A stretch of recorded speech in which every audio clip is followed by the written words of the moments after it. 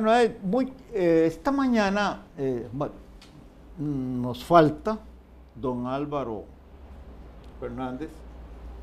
Él está reponiéndose de una operacioncita, de una intervención quirúrgica leve, y está bien, pero... No, digamos que está bien, por supuesto que sí.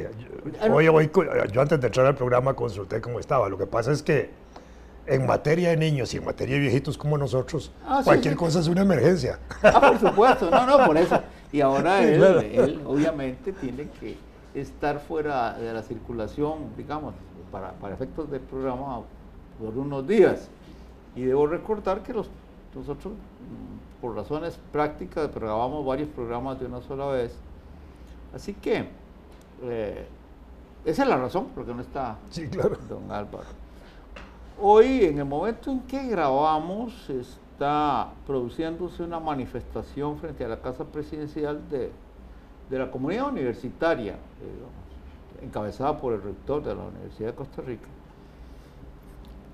como reacción pacífica a un incidente que se produjo la noche del martes, anoche del miércoles, perdón, ya yo estoy perdido. Fue un incidente en el cual, en el clima de la huelga, un grupo de personas, entre las cuales la mayoría eran estudiantes, porque uno no puede garantizar que todos los que estaban allí eran estudiantes, interrumpieron la circulación. Esas personas interrumpieron la circulación en San Pedro de Montes de Oca, pero finalmente en el encuentro, para no decir zafarrancho, como lo dice un periódico ahí amarillistamente, en el enfrentamiento, que fue un enfrentamiento en el que hubo de violencia. Si no hubiera sido un enfrentamiento, hubiera sido una procesión de Semana Santa, ¿verdad? Y los estudiantes terminaron con el cierre, y ahí es donde se produce algo que, por lo menos a mi juicio, era innecesario. Y lo digo desde mi experiencia de universitario de toda la vida. Yo entré a la Universidad de Costa Rica del 59 y ahí no salí prácticamente nunca. Y me tocó el avatar de ser rector, un accidente como todo, pero desde los tiempos en que don Claudio Gutiérrez era el rector y yo vicerrector de docencia, ya yo tuve que ver con, aparte de lo que ocurrió antes cuando era dirigente estudiantil. Cuando yo era dirigente estudiantil, ocurrían cosas, y yo recuerdo que siendo secretario de Asuntos Internacionales de la Federación de Estudiantes, yo llegué en un momento dado y le pedí a unos oficiales de la fuerza pública que habían llegado a proteger a un invitado que era un presidente típicamente hondureño, ¿verdad? Que lo había mandado en pijama para Costa Rica y que ahora nosotros... Villegas Morales. Yo les pedí con cortesía que salieran del edificio, porque había una tradición que hacía que la universidad pues fuera respetada por la policía, y los muchachos se comportaron con una gran cortesía también, y finalmente estaban ahí frente al Paraninfo afuera comiendo sándwiches con la gente que había ido a saludar a Villegas Morales. Pero ya como funcionario tuve bastantes experiencias donde las cosas se pusieron serias. Hubo una en particular en tiempos del presidente Carazo. Existía una presión enorme para que la policía entrara a la universidad e hiciera desmanes. Estaba una turba. Carazo, de paso, fue presidente de la Federación de Estudiantes. Había sido, sí. Cuando era joven. Exacto. O sea que no es nuevo. Sí, claro. Pero entonces, ¿qué pasó ahí? Cuando estaba esa presión, incluso en el campus, y esto no se dice, una turba fascista del movimiento Costa Rica Libre, armada de garrotes, y se supo después que con armas de fuego, estaba ocupando prácticamente el campus. Eso me consta. Y entonces, el presidente Carazo, él y su ministro de Seguridad Pública, Echeverría Brili, tomaron las cosas en sus manos y se tomaron las medidas necesarias para que no ocurriera un incidente. Y ahí me tocó participar seriamente. Yo creo que esa participación mía en ese incidente contribuyó un poquito a que yo fuera rector después. Pero me acuerdo así a don Rafael Obregón Loría, acompañándome mientras yo protegía con mi cuerpo a unos dirigentes de izquierda que tuvieron que ser sacados para protegerlos de la turba fascista del Movimiento Costa Rica Libre. Esas cosas salieron bien, porque el presidente Carazo tuvo la entereza de ponerle atención al asunto él directamente y no ponerlo en manos de segundones. Cuando don Oscar Arias era presidente, era don Hernán, me refiero a la primera administración, don Hernán Garrón era el ministro de Seguridad Pública. Y fueron incontables las ocasiones en que el ministro y yo hablamos para prevenir tortas como la de anoche.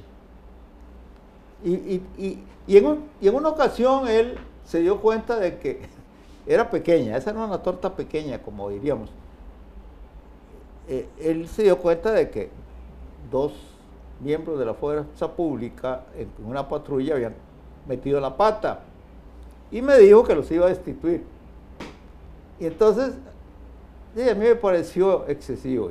No, una reconvención y una advertencia de que eso no debe ocurrir más. Ellos se equivocaron. Pero esta vez a mí me da la impresión de que no hubo equivocación, sino premeditación de producir un incidente, y ahí hay algún oficial de la fuerza pública o algún funcionario del gobierno que tiene que salir disparado si no quieren que las cosas lleguen a más, que es lo que yo creo. Yo quería estar en la manifestación ahora, pero era necesario que viniera a decir esto. Yo creo que hay gente exaltada. Ayer yo puse una nota en Facebook a propósito de eso. Lo único que decía grave era que me parecía intolerable lo que había ocurrido. Entonces me di cuenta, para mí desaliento, que en Costa Rica hay una gran cantidad de gente que si Hitler aparece en el Parque Central lo sigue. Perdonen. Y aplauden. Y mujeres.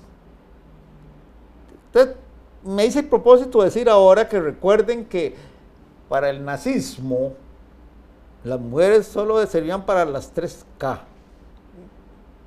cocina, iglesia y niños. Y cama, claro, si tenían hasta una política de producir niños a partir de las mujeres que las concentraban. Exacto. Para que crearan la nueva raza. En este momento, en esta época en que somos tan sensibles a esas cuestiones y desde luego hacemos mea culpa y lamentamos de lo que las mujeres han sufrido por el patriarcalismo. Y yo llamo la atención de esas señoras que ponen las barbaridades más increíbles en Facebook, porque creen que la autonomía universitaria es un trapo sucio. Hay que agarrar a esos vándalos que están educando en la Universidad de Costa Rica. Entonces, si hubiera ocurrido eso en 1960, lo que ella querría es que me partan la cabeza a batazos, como querían hacerlo en el Movimiento Costa Rica Libre. Claro. Así que entonces es bueno comentar estas cosas desde una experiencia en la que uno lo ha visto todo. Y hay una cosa que también debo comentar. En el caso del debate sobre el TLC, El presidente, yo no era rector ya, yo estaba fuera de la... Estaba en la universidad, pero fuera de la... estaba en la editorial de la universidad. El presidente Arias se preocupó mucho, bastante, para que no se presentaran incidentes graves en la universidad. Y claro, los estudiantes estaban agitados, hacían cierres y lo que la autonomía universitaria es tradicional, porque algunos se ponen con que un fallo de la sala cuarta dijo que no hay extraterritorialidad. Eso lo dicen todos los dictadores del mundo. Pero la tradición de la universidad es otra. Y la verdad es que, ¿cómo la van a borrar? A menos que se declare de manera fascista que se acaba la autonomía universitaria. Cuando eso se haga, estamos de acuerdo, ya se acabó y sabemos que vivimos en un régimen fascista. Don Oscar, en varias ocasiones habló conmigo, no porque yo tuviera autoridad en la universidad, sino porque él sabía que yo podía... Ahorita te llamo. Hacerle algún comentario sobre la cuestión. Y no resultó que nunca hubo una cosa como esta que se presentó ahora. Así que entonces yo lamento mucho que eso haya ocurrido, pero también creo que si queremos seguir hablando de los ataques a la Universidad de Nicaragua, en Venezuela, en otros países, entonces no aplaudamos cuando aquí un energúmeno comete un error precisamente por estupidez. Ahora, lo que dije al principio, a mí me tiene preocupado, no sé si ya lo dije, ya como ciudadano, no como universitario, porque bueno, lo que he visto en algunos videos que se han tomado de la bestialidad de la policía costarricense, y digo de la policía costarricense porque la fuerza pública, más bien, de la fuerza pública costarricense, porque son miembros de la fuerza pública quienes las han cometido. Me va a decir, es una minoría, pero una minoría que es tolerada por sus compañeros.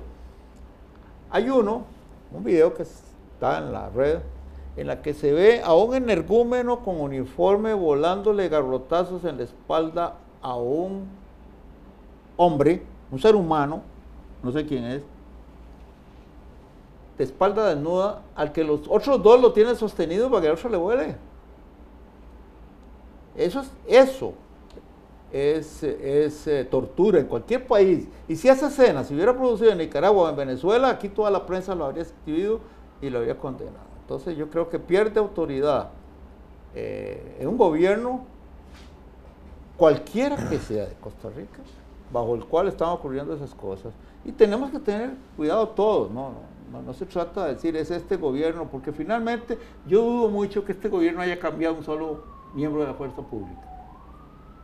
No, ya son cuerpos permanentes. Exacto. Entonces, quiere decir que alguien les está enseñando eso. Sí, claro. Y ahí es donde empiezan los problemas. La autonomía universitaria. Este es un concepto que se desarrolla desde 1918, justamente con las luchas que se dieron en la Universidad de Córdoba en Argentina, ¿verdad? Que produjeron lo que se llamó la Reforma de Córdoba. Fue un movimiento estudiantil, una huelga que había en Argentina contra las autoridades universitarias por una serie de razones que no tenemos tiempo para explicarlas aquí en concreto, pero que rompían un poco los moldes de cómo se organizaba la universidad, que era tradicional, napoleónica, de la época de Napoleón, donde el gobierno nombraba las autoridades, nombraba profesores, establecía los programas académicos, en fin, había una gran cantidad de cosas, y eso se rompe y se crean una serie de conceptos que a partir de ese momento se vuelven tradición, costumbre, modo de vida, uso, que es parte de las prácticas jurídicas que se aceptan en una sociedad para nuestra convivencia. Entonces, dentro de esas prácticas, obviamente con la Reforma de Córdoba quedó la universidad autónoma en el buen sentido de la palabra para nombrar sus propias autoridades, para que los estudiantes pudieran nombrar su propio gobierno, que tampoco se las nombraran las autoridades universitarias, para que las estudiantes tuvieran representación estudiantil en los órganos de toma de decisiones académicas y políticas de la universidad, y así una gran cantidad de cosas que se fueron regulando con eso, la libertad de cátedra, que era ya la máxima expresión de libertad que podía haber en la universidad, donde sobre los programas académicos establecidos, los profesores, cualquiera, con sus distintas concepciones políticas sobre el mismo, religiosas o filosóficas o cualquier tipo de concepciones, sobre el mismo programa pudieran darle una interpretación libre. De manera que si Fernando es evolucionista y yo no soy evolucionista y tenemos el mismo programa, podemos explicarlo desde nuestros puntos de vista, y los estudiantes con igual libertad pueden también expresar sus puntos de vista y deben respetárseles. Esa es más o menos la esencia de la autonomía. La autonomía establece también que la universidad tiene todo el poder absoluto para legislarse a sí misma. Crea una asamblea de representación política donde están delegados de las facultades y de los cuerpos académicos de la universidad, y ahí hacen reglamentos, hacen el estatuto, toman una serie de normas que son propias, que no pasan por la asamblea legislativa, y que esa es la jurisdicción universitaria. Y existe el territorio de la universidad, que es una situación que históricamente se ha conservado sagrada desde el punto de vista de ese espacio donde ese mundo universitario se realiza. En lo único que la universidad no tendría autonomía es en materia presupuestaria, porque el Estado le da la plata, ¿verdad? No puede crear su propia moneda, no es una república independiente, ¿verdad? Por eso esa sentencia de la Sala que ha dicho que la territorialidad de la universidad no es extraterritorialidad en el sentido de que crea una república independiente, claro, o un Estado independiente, eso está claro. Pero lo que ha habido es una tradición de respeto absoluto a que en el espacio universitario no se meten las instituciones del Estado, ni siquiera las policiales.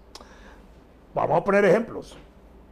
En época del rector Eugenio Rodríguez, era presidente de la Federación Francisco Barahona Riera, yo era dirigente estudiantil, y una noche entró una patrulla, y los estudiantes la capturamos. La capturamos y la dejamos ahí capturada. Y a las 11 de la noche, el rector Rodríguez, Eugenio, negoció con el gobierno la devolución de la radiopatrulla porque había invadido, entre comillas, el campus universitario.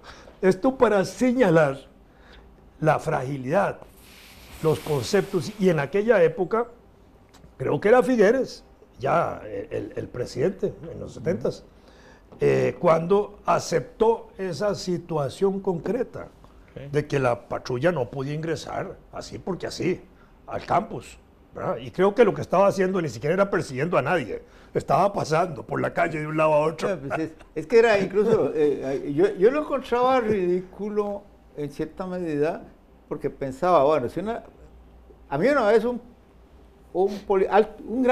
político importante de Liberación Nacional, hablaba conmigo, me ofreció un ride y yo acepté y le dije, pero ¿por qué vas por aquí? No es lo más fácil, atravesamos la universidad. Sí, claro. Y claro, a mí no me pasaba eso por la cabeza, pero él, y claro, dije yo, este podría ser un auto policial. Sí, claro. ¿Verdad? Una cosa como esa, uno la examina. Sí, claro. Después de ese suceso que acabo de contar, cuento otro, en el que yo sí participé. Eran como las 6 de la tarde, pico. Yo todavía era dirigente estudiantil. Y en eso se viene una persecución policial contra una persona que se mete en la universidad, ¿verdad? Ahí en el área frente a Estudios Generales. Nosotros detenemos un poco a la persona, la policía no entra, se queda ahí en acera, indica que ese tipo está distribuyendo droga y que por eso lo están persiguiendo. Entonces el padre de Fernando Rollo, ya fallecido, y yo agarramos el tipo y se lo entregamos a las autoridades. Sí, sí, sí. Lo sacamos de la universidad. En parte porque nosotros también, como dirigentes estudiantiles, teníamos una lucha contra el consumo de drogas, contra la penetración de drogas, que en esa época estaba el LSD y ese tipo de cosas que nosotros los estudiantes considerábamos, o los estudiantes conscientes considerábamos que eso era introducido a la universidad intencionalmente para separar a los estudiantes de las luchas estudiantiles y eso. Entonces le entregamos al tipejo ese a la facultad y eso fue sacado en una nota periodística, por cierto. Hicieron una nota periodística de ese acontecimiento de entrega de este tipo. Esto para señalar que se respetaba ese ámbito. Tiempo después, en otra situación en que entró la policía detrás de personas que habían cometido delitos y hubo una protesta universitaria, se llegó a un acuerdo en que ese tipo de situaciones nada más se coordinaban con las autoridades de la universidad, fuera con el vicerrector académico, administrativo o con el propio rector, y entonces se daba la autorización de entrar y obviamente capturar a quien hubiera que capturar si era en persecución de delincuentes comunes o ese tipo de cosas. Entonces, esa es una situación que es parte de la vida universitaria. De ahí en adelante, eso se ha conservado en términos generales, pero hay siempre como una tendencia de algunos grupos policiales y militares de violentar esa tradición. Sí, sí. Bueno, ese que hay que aterrizar.